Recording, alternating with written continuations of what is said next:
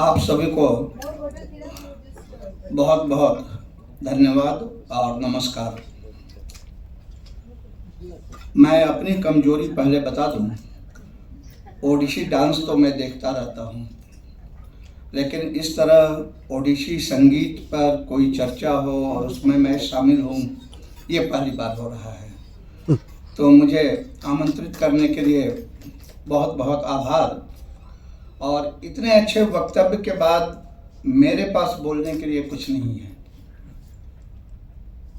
रथ साहब ने वाल्मीकि, आदि कवि वाल्मीकि कहा जाता है, आदि कवि थे वो। और क्रौंच और क्रौंची के मिलन के समय जो उसकी हत्या हुई और वाल्मीकि जी ने जो छंद कहा, ये हमारे यहाँ चला ही आ रहा है। एक कवि ने लिखा है, वियोगी होगा पहला कवि। जो वियोग होगा जिसके मन में, वो पहला कवि होगा। वियोगी होगा पहला कवि, आह से उपजा होगा गान, होकर आंखों से चुपचाप बही होगी कविता अनजान।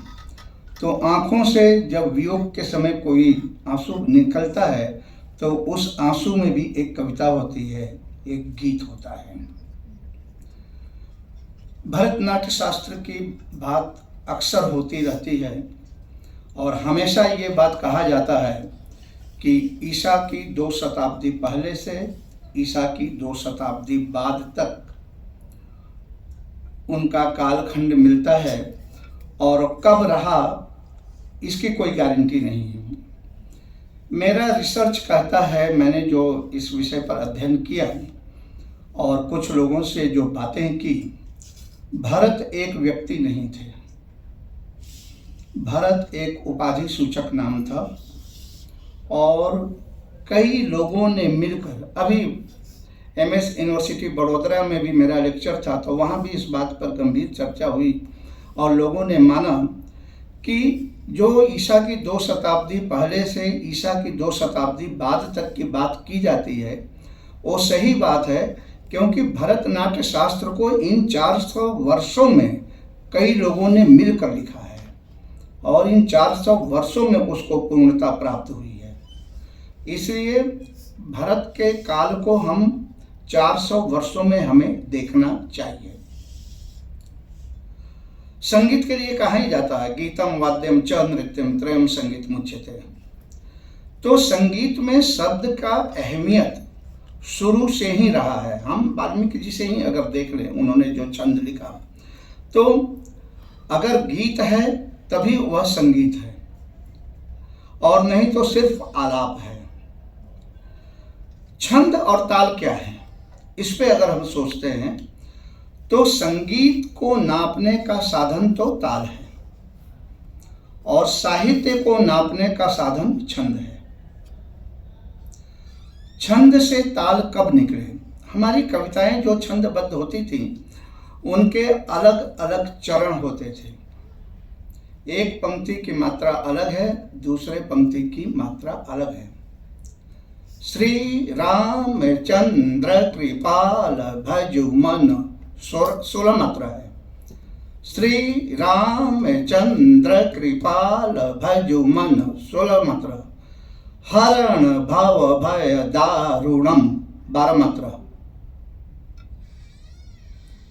नव कंज लोचन कंज मुख कर 16 मात्रा। कंज पद कंजारुणम 12 मात्रा।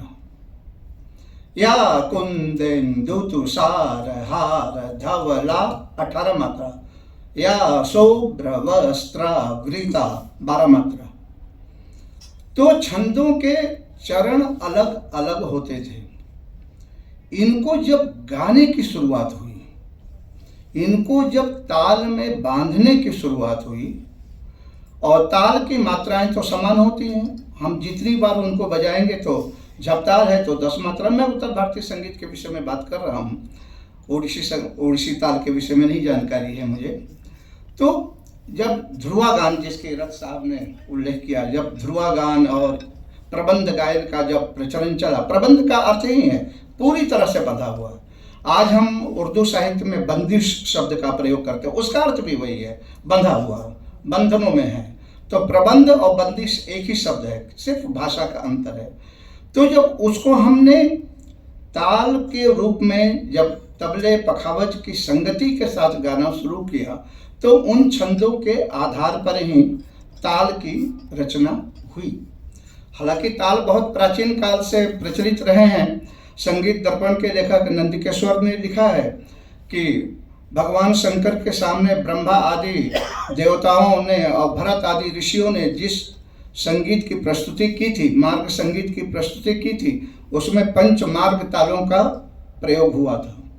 तो मार्गी ताल और देशी ताल हमारे यहाँ प्रचलित रहे हैं। और मैं रथ जी से पूरी तरह सहमत हूँ कि हालांकि इसकी चर्चा उन्होंने नहीं की, लेकिन जिस संदर्भ में वो बात कर रहे हैं कि संगीत रत्नाकर में जिन 120 तालों का उल्लेख आचार्य सारंगदेव जी ने किया है, ऐसा नहीं है कि उस समय सिर्फ 120 ताल ही प्रचलित थे। उन्होंने ये दावा भी नहीं किया है कि हमने पूरे तालों को ले लिया है। उन्होंने कहा है कि हमें जो जो ताल मिले हैं, तो अलग अलग प्रांतों में, अलग अलग अंचलों में, अलग अलग जगहों पर बहुत सारी चीज़ें ऐसी रही हैं जो हम लोगों तक आज इंटरनेट के ज़माने में भी हम लैपटॉप पर उंगली डालते हैं और हमें बहुत सारी जानकारियां मिल जाती हैं, फिर भी हम नहीं कह पाते हैं कि हमारे पास पूरी जानकारियां हैं। 5900 तालों का हमारे यहाँ उल्लेख मिलता है। तो इस तरह से छंद और ताल एक दूसरे से जुड़े हुए हैं। और आपने ओडिसी संगीत की प्राचीनता पे जो बात कही वो बिल्कुल सहमत हैं हम लोग। और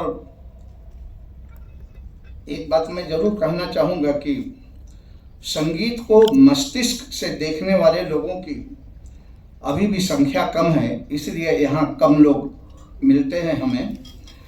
और अगर इसमें केंद्रीय संगीत नाटक अकादमी की भी सहभागिता होती, अगर उनके हॉल में हम लोग इसको करते, तो शायद ये ज़्यादा महत्वपूर्ण बन जाता। और मुझे एक बात, मतलब ओडिसी नृत्य के साथ या ओडिसी संगीत का जो कार्यक्रम मैंने देखा है, सेमिनार तो पहली बार मैं अटेंड कर रहा हूँ, कि इस संगीत की सबसे बड़ी विशेषता ये है कि इसमें व्याकरण की शुष्कता नहीं है, निरस्ता नहीं है। यह संगीत, ओडिसी संगीत जो है, बहुत सरल, सुंदर, सरस और हृदयग्राही है।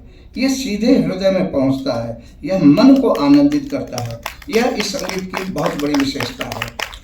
और डॉक्टर शांतनु रथ जी ने जिस तरह से अपनी बात को रखा है, इसके लिए वो बहुत बहुत प्रशंसा के पात्र हैं।